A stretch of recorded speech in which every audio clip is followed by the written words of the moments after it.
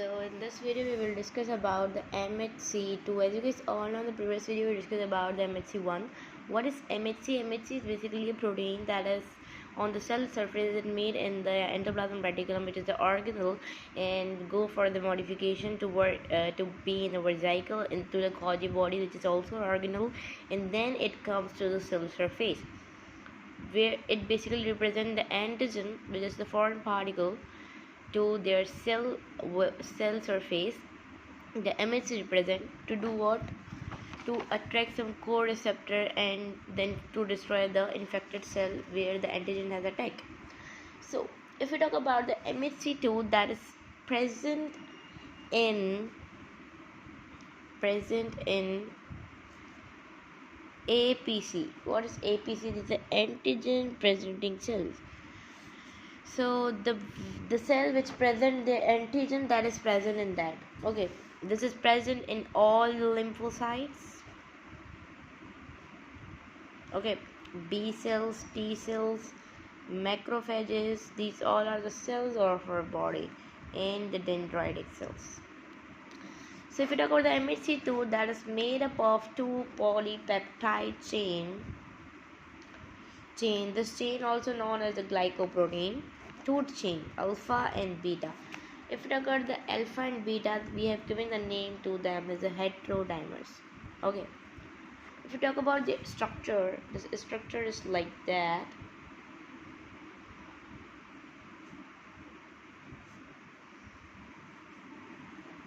Okay. So if we talk about this is the alpha 1, alpha 2, beta 1, beta 2. Okay. So if this is the alpha chain, this is the beta chain. Okay. If we talk about this is what? This is the transmembrane, as you guys all know. Transmembrane, from where the tail basically exists. Here you can see tail. So transmembrane is made by the alpha 2 and beta 2. Alpha 2 and beta 2 is having the tail and they are crossing into the transmembrane. So transmembrane is made by the alpha 2 and beta 2. Okay. This is after the transmembrane, we are having the cytoplasmic area of the cell area. Okay, and then there is the cell, and this is the MHC2. Okay, if we talk about the MHC2 is basically incorporate in the cytoplasmic membrane and do the facilitated diffusion to like the coming in outside of the particle. If we talk about the weight, alpha and beta, alpha is having a weight that is the 32 kilodalton of both alpha 1 and alpha 2. If we talk about beta, that is the 28 kilodalton. If we talk about this is the active site or the binding groove. So that is made by the alpha 1 and alpha 2. Alpha 1 and alpha 2 active site that is made by alpha 1 and alpha 2. Okay. Now if we talk about the pathogen that will be enter the active site. In MHC1, the pathogen was intracellular. Here the pathogen will be extracellular, which means outside of the cell. Extra means out, cellular means cell. Okay. So the extracellular pathogen will get bind. If we talk about the MHC1, the viral antigen basically attached, so the cell death occurs. In MHC2, the cell will not get death. The antibody will attack on the antigen. Let's see how.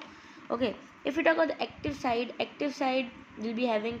If I talk about for MHC1, their active side, the amino acids were attached. The amino acid can be attached. That was the limit. That was of 8 to 10 polypeptide chain can be attached. If we talk about in this active site, so here the 13 to 18 amino acid peptide can attach.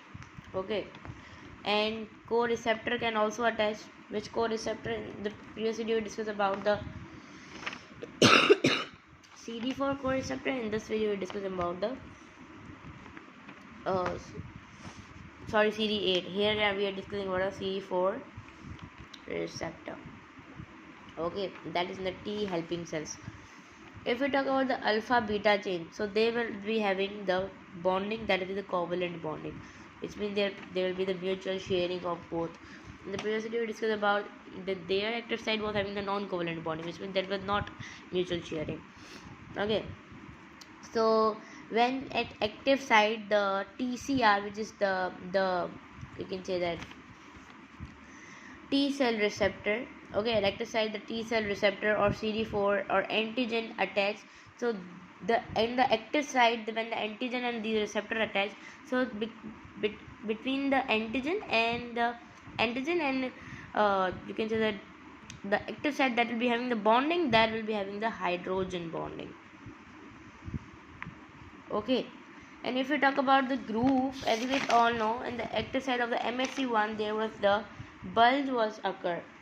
Okay, because it was like this bulgy form. If we talk about this, so this will be like this, there will be no bulge because there is the constant evolution, so that will be without bulge. Okay, so this was the structure of the MHC2. Okay, in the next video we will discuss about the activation of the T cells. Here you can see that the core receptors are here. So how the T cells basically activate, how the MHC work in that T cells, that we'll be discussing in the next video.